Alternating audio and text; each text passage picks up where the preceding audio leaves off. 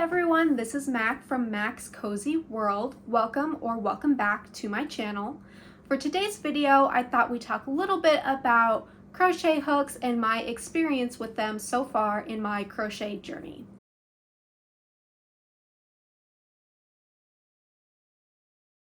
We'll start off by talking about the crochet hooks I started using when I first learned how to crochet back in March of this year. So I was at Hobby Lobby in the crochet hook section looking at all the different crochet hooks that they had. I ended up going with the classic Susan Bates hooks. I went with these because they're metal hooks and they were super affordable. I went with the little pack that had a 4, 5, 5.5, and 6 millimeter hook. They are an inline hook, so that means that the tip is in line with the shaft. It's the same size. The tip is nice and pointy, and the actual hook part itself is nice and deep. And that's about all that I really enjoyed about the Susan Bates hook. I like the fact that they were metal, had a pointy tip, and it had a nice deep hook. The more I started crocheting, the longer I started using the Susan Bates hooks, I started to have hand pain. I wasn't able to crochet for as long as I wanted to, and so to combat this, I got these little foam handle things that you could stick your hook into. These are a Susan Bates item. There are two, one for a 4 millimeter hook and smaller, and one for some of the larger hooks. This did work for the 6 millimeter and 5.5 millimeter. However, I found that after trying to use it on the 5.5 millimeter, after using it on the 6 millimeter, it was just moving around a bunch on the hook. And so I could no longer use it with my 5.5 millimeter hook, which was frustrating because I use my 5.5 millimeter hook for most of my amigurumi. Another strange thing that happened the longer I started using these hooks was that the coating started to come off. This hook is the 5.5 millimeter hook, and it used to be hot pink. And now you can't tell that it was ever pink. All of the coating has pretty much come off of this hook. I have no idea if that's normal. If you guys use Susan Bates hooks or have experience with them, comment down below if you've ever had an issue with the coating coming off, or maybe I just have super sweaty hands and that caused all of the coating to come off of the hook. Who knows, but let me know in the comments down below.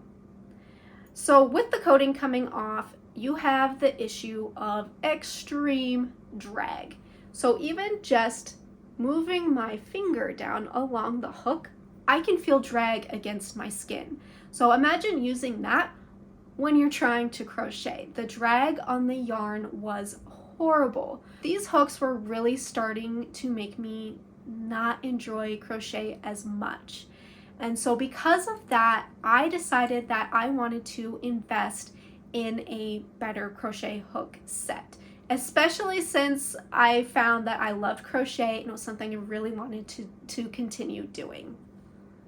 So I hopped on YouTube and watched a bunch of different videos about crochet hooks and about what hooks other crocheters were recommending. And what I found was that a lot of people were recommending the Clover Amour hooks. I mean, people seem to be kind of obsessed with them. So I hopped online, was looking around, and at first I got, some sticker shock because I found that the hooks were anywhere from like $75 to $90, depending on where you wanted to purchase them from. And I was like, oh, that's a lot outside of my budget right now. I don't feel comfortable spending that much money. But not that much longer afterwards, I found them.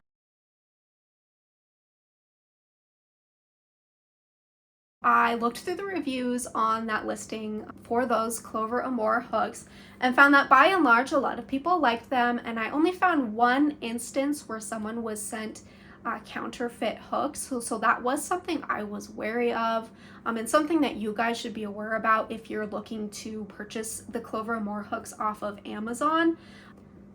just be aware that you need to check when you get the hooks to make sure that they are not counterfeit. And one way you can do this, at least from what I saw on the reviews, was on the hook itself. You're not really going to be able to see this on camera, but down below there's going to be clover on there, and it's going to be raised a little bit. You'll be able to feel it. And on the back there's going to be a little Japan. Another way that you can tell is that the size of the hook is going to be imprinted into the handle. It's not going to be painted on. It's going to be engraved into the handle. So those are a couple of ways that you can determine if it was counterfeit or not. Luckily, the person who got the counterfeit was able to return them, get a refund, and then purchase the actual Clover Amour hook set. So that's just a little disclaimer I want everyone to be aware of if you're looking to buy these from a third-party seller off of Amazon or another website. So back to the Clover Amour hooks. They are a hybrid hook. So that means they are a hybrid between tapered and inline. The tip of this hook is just slightly smaller than the shaft, so it's just slightly tapered. It's flat on the back. The tip is not as pointy as the Susan Bates hook, which did take me a little bit to get used to. And the actual hook itself is pretty shallow and it's not pointy. And that took me a little bit to get used to as well, as far as catching the yarn. It wasn't quite as easy to catch the yarn with the shallower hook, but after using it for a couple of times, I got the hang of it. With this being a hybrid hook, a little bit tapered on top, I found that it was a lot easier for me to get underneath those tight stitches. Also, with the hook itself not being sharp and a little bit shallower, I was having no problems with the yarn splitting as I was trying to pull it through, or getting caught on the stitch underneath as I was trying to pull through the yarn. The Clover Amour hooks are brushed aluminum, and I think that's what makes them so smooth when you're working through the yarn. And I have to say that, yes, the Clover Amour hooks are really smooth. Smooth like butter. That's what I kept hearing people say. And they are not wrong. This moves through the yarn and with the yarn so nicely. I have found that I've actually been able to pick up my speed a little bit more with these hooks.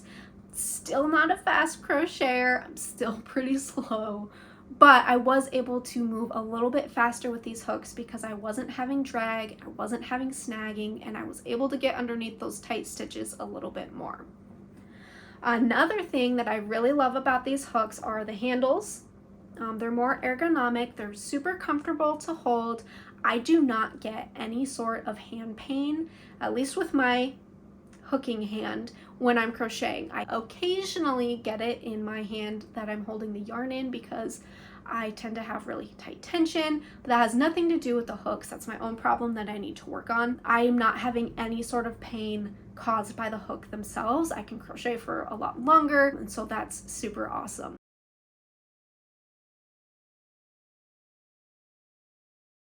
In my own personal opinion, yes, the Clover hooks are worth the hype. I did see a few videos, a few crocheters that were just like, I don't know about the Clover Amours, I didn't like them, they didn't work for me. And that's totally fine. Not everybody's going to be happy with the Clover Amour hooks. Some people might prefer a different style of hook, or a Susan Bates hook, or something similar to that.